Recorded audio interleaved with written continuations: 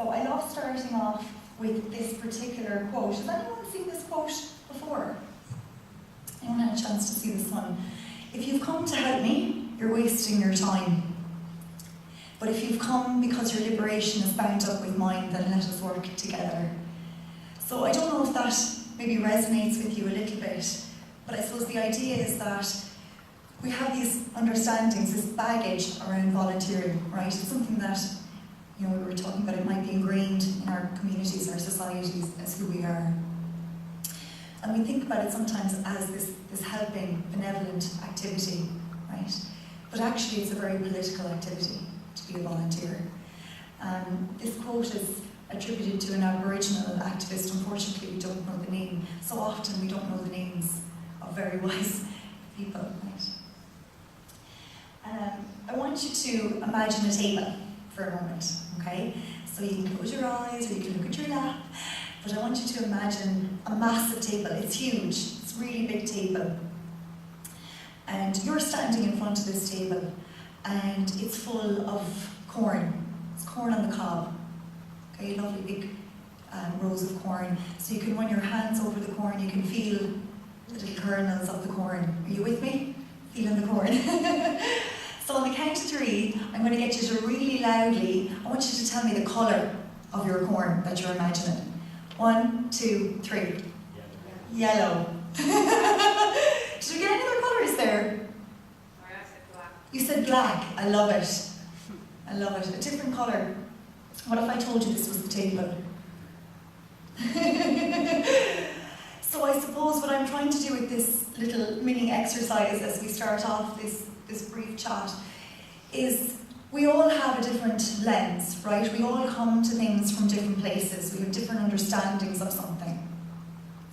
And you had this beautiful image of the development goals, and I was thinking, for some people, they're looking at that image in a totally different way from the way I'm looking at it, right? So for example, we look at something like primary schools, young people getting to go to primary schools as a notion of development.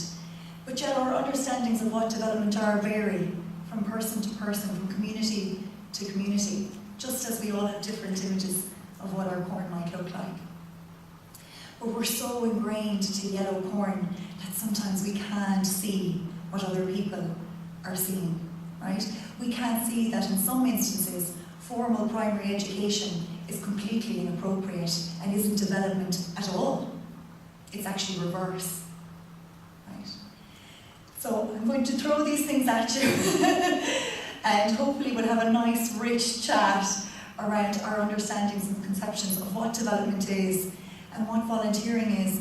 And is volunteering a form of development or is it hindering development? So I posed it as a question, opportunities to contribute to development.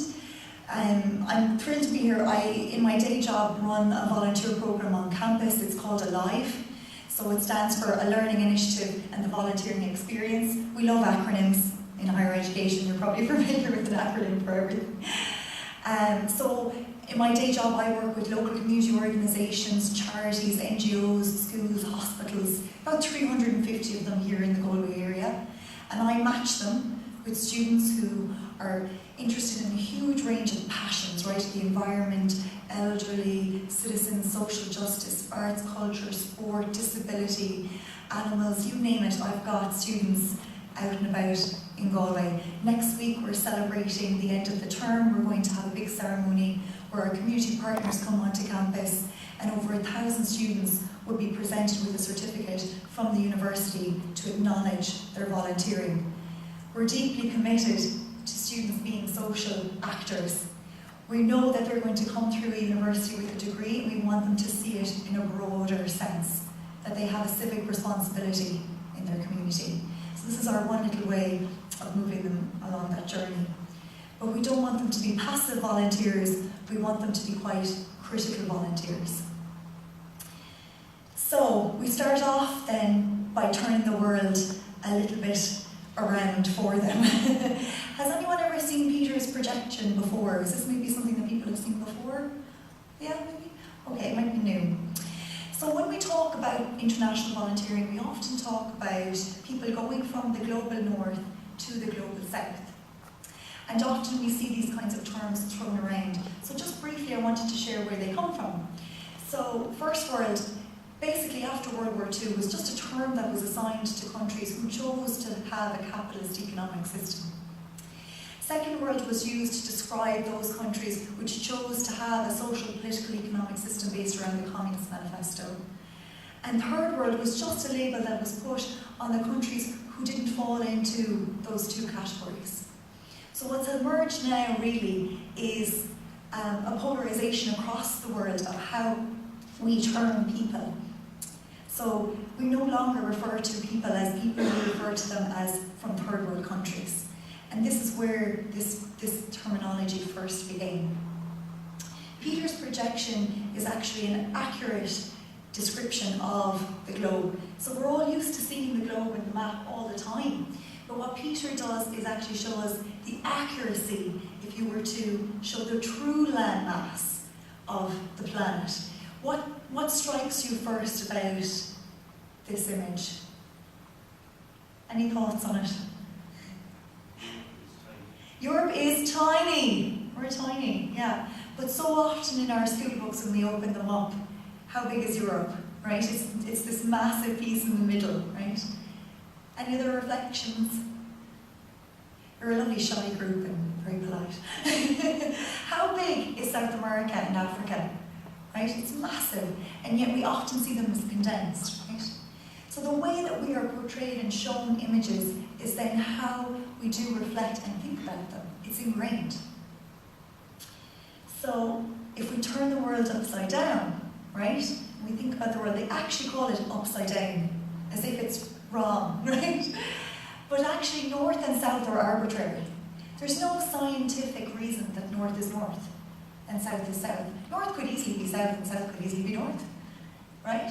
But we're ingrained to think in a certain way, and we even call it upside down. Right? So, I want to introduce you to my favourite writer. I'm obsessed with Audrey. Audrey probably doesn't know I'm in her fan club. She's based at St. Patrick's College, Drumcondra. It's run by DCU. She does absolutely brilliant research, and it's absolutely really accessible. If you ever want to read her stuff, it's so handy to pick up and have a read. She does particular research with secondary schools. She took all the secondary school books in Ireland and she analysed them for our images. What do we say in Ireland to secondary schools, to students about development, about the third world, about the global south? What kinds of images are young people told and presented to in our classrooms? How do they learn about this part of the world? How do they learn about humanity? According to Audrey, they learn that there are few external causes for underdevelopment.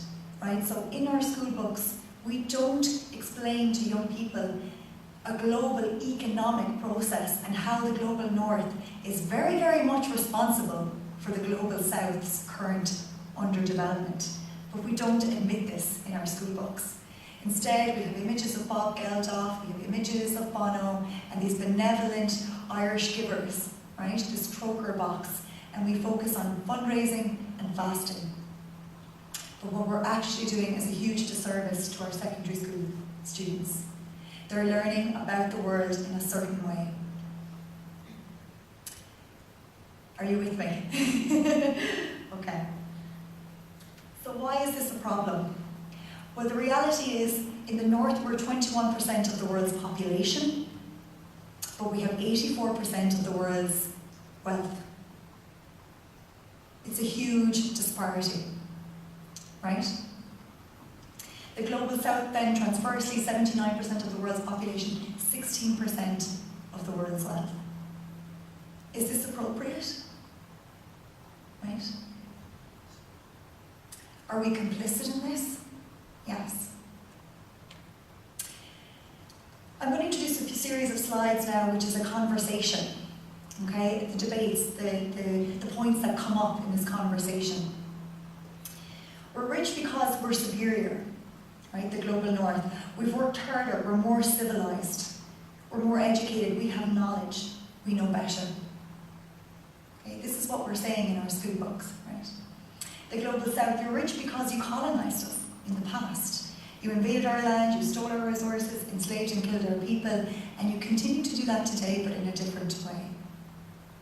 Now, I know it's very difficult to absorb this because we're used to what we've been told, right? And suddenly if someone flips it for us, it can be a bit discerning. I know myself, being introduced to this work, you kind of get a bit rattled by it, right? Let's keep rattling ourselves. You know, why not? Let's keep shaking ourselves up. We colonised you, but we also taught you important things like progress. We educated you. You are still poor because you don't work very hard, because your culture is backwards, right? This is the kind of language. Global South, this is outrageous. We work extremely hard, but you continue to steal from us. You don't pay a fair wage for our work, a fair price for our products. You make us pay a lot of money in debt interests, too. So there's some statistics out there around how much aid we give and how much actually the Global South has to return to the Global North, right? We give you a lot of money in aid. We're very charitable people. You're poor because your leaders are corrupt. You keep fighting with one another. The Global South, for every cent of charitable money you give us, you take at least 10. Not to mention that you've stolen in the past. We do have problems, but you sell the guns to the people who are fighting, and you also participate in corruption here. The fights and corruption make you even richer, they make us even poorer.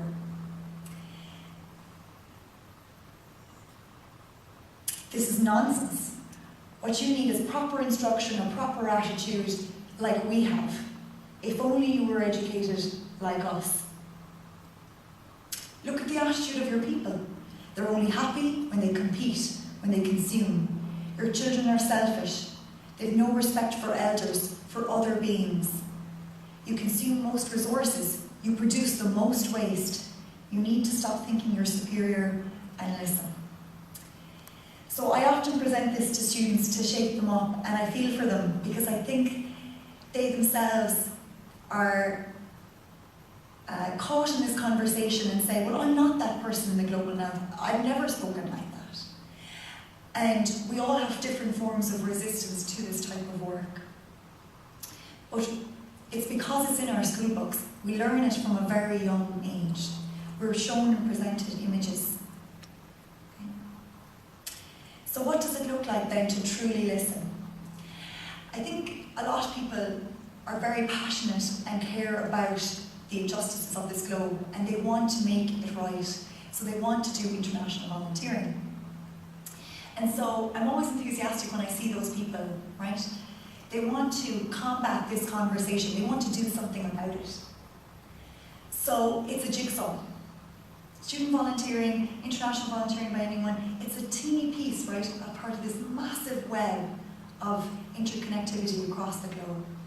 So what you do with your piece of the jigsaw as a volunteer will have an impact across the whole jigsaw, the whole puzzle. To truly listen, I would say volunteer locally first is first empowerment. We have a huge range of cultures here in Galway alone that people can engage with. Before people head off and parachute into different places, I ask them to read, research and learn an awful lot about the place that they're going as best they can. I ask them to undertake a lot of training before they go and carefully select the organisation that is sending them overseas. And my advice for that is COLAF. COLAF are the national organisation, if you like, for development workers, and they do a lot of work with returned development workers.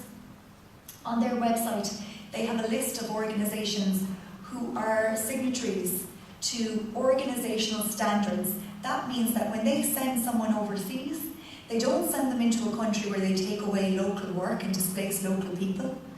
They don't send people overseas to do more damage than good, right? These are organisations that have met rigorous standards. I'd also urge people to sign the volunteer charter. The charter is a way for you to reflect on those tough conversations. What am I going to be doing over in a new community? Do they need me? What am I going to bring? Do I have anything to bring at all? Am I creating more tension in a community by being there? Or am I making a positive contribution? The charter leads you through that process and is a really good tool.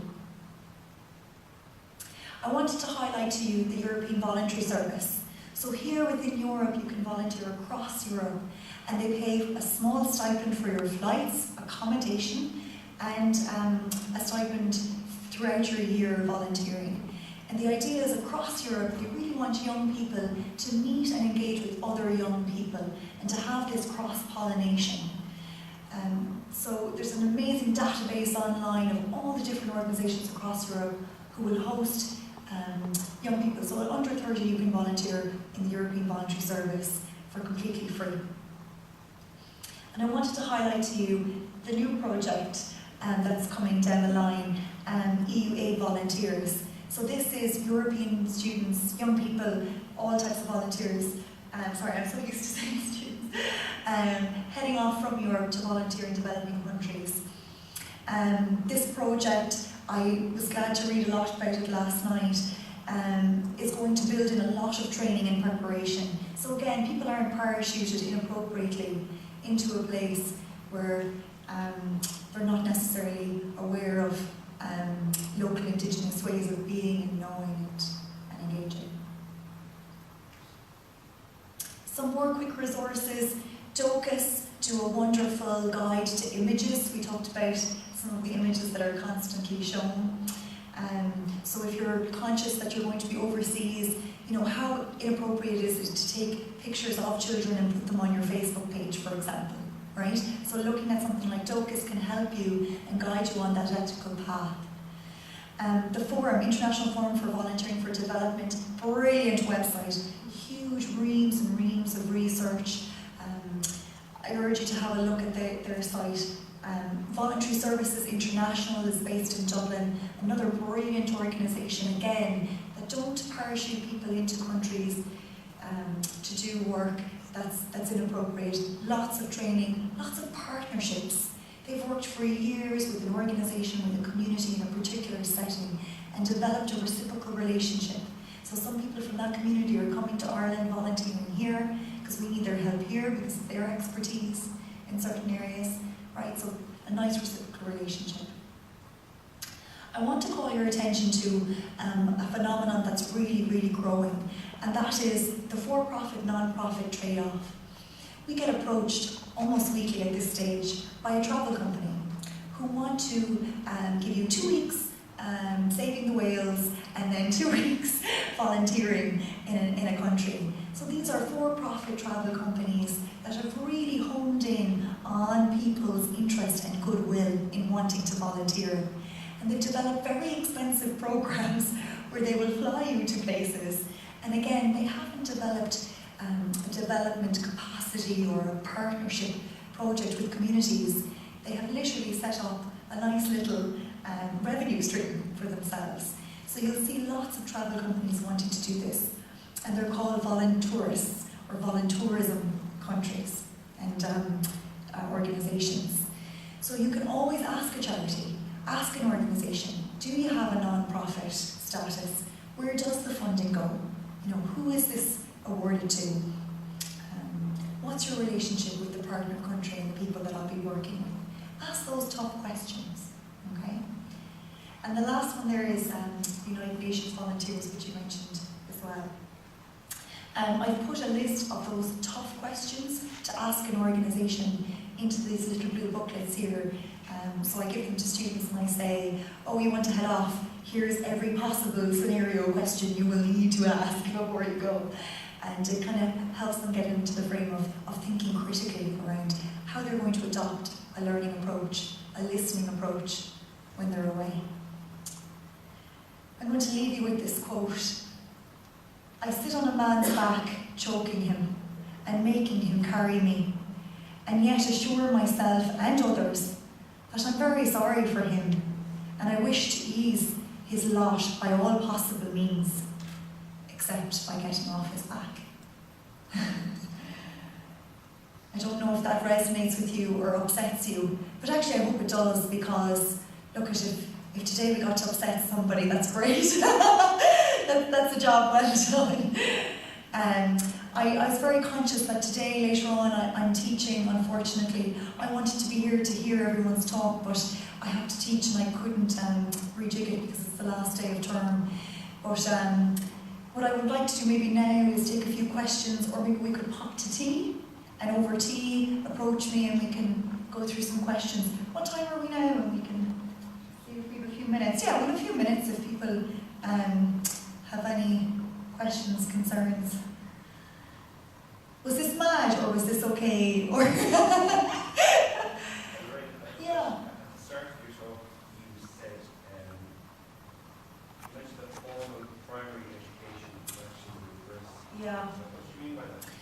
Yeah. So there's okay. So her name is Vanessa Andriotti, and what I might do after this is provide everyone with PowerPoints, and my email is at the start as well. Last year I had the chance to read. There's my email. Sorry. Read Vanessa Andriotti's work. So Vanessa is an academic who has spent some time looking at things like the notion of development and our understandings of what development are. And she likes to flip them for us and get us to think a little bit more critically of them. So it's very hard because we're entrenched in what we think development and progress is, right? We think we know what progress looks like. We can touch, we can feel it. And she gets us to think a little bit about, for example, if we were to all imagine that we were going to have our first day of school tomorrow, we'd be packing our school bag and we'd be heading off to school, what would our school room look like? She would argue that for Indigenous cultures, a classroom might be a field. And that's a beautiful classroom, and that's their classroom. And our notion, or Western or Eurocentric notion of a room that has four walls and a chalkboard, doesn't resonate with another culture's identity of education. There's a beautiful documentary online, it's actually free, it's on YouTube, and it's called Learning to School the World. If you want to watch it, sit down, make yourself a cup of tea, it's about an hour long. And Indigenous people were interviewed and they shared about how people used to be happy on the land and their contribution, and now they leave to go very, very far away for education, and they don't return to their communities, and they're lost. And it's called brain drain. And we often experience it from the global south to the global north as well, on a larger scale. Universities make it their business to bring in expertise from other countries. But that's often at the detriment of the global south.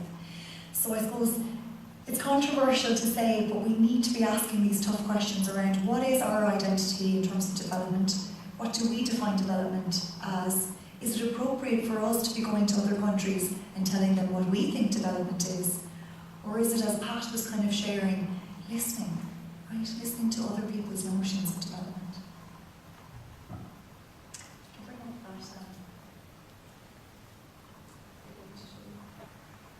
Any other questions? Are you terrified of me now? Yes. I think that's quite an interesting positive, right? Because that also kind of pushes the idea that we know is true in our own communities, in our own activists, that communities are uniform, right?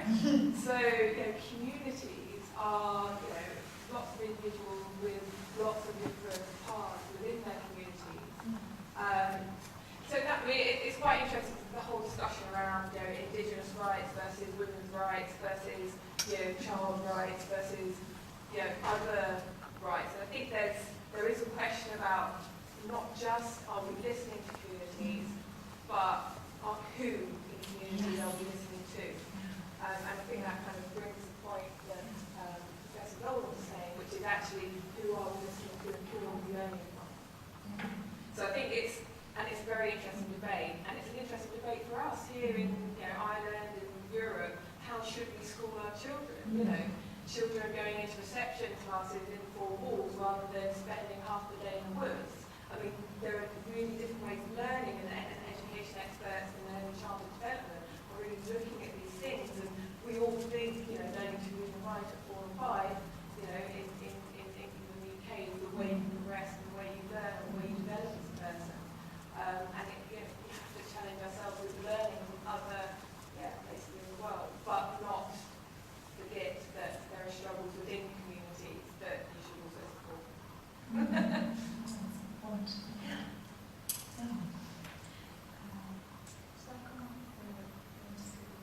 This is going to make a liar out of me, but it does exist. Maybe it's learning to read the word.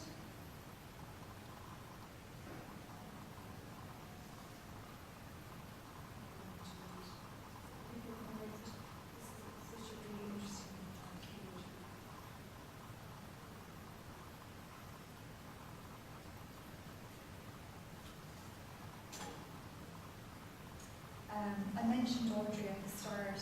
Audrey wrote another paper about benevolent Ireland, and the first time I read it, I was angry, right? I was like, what are you talking about? We're great.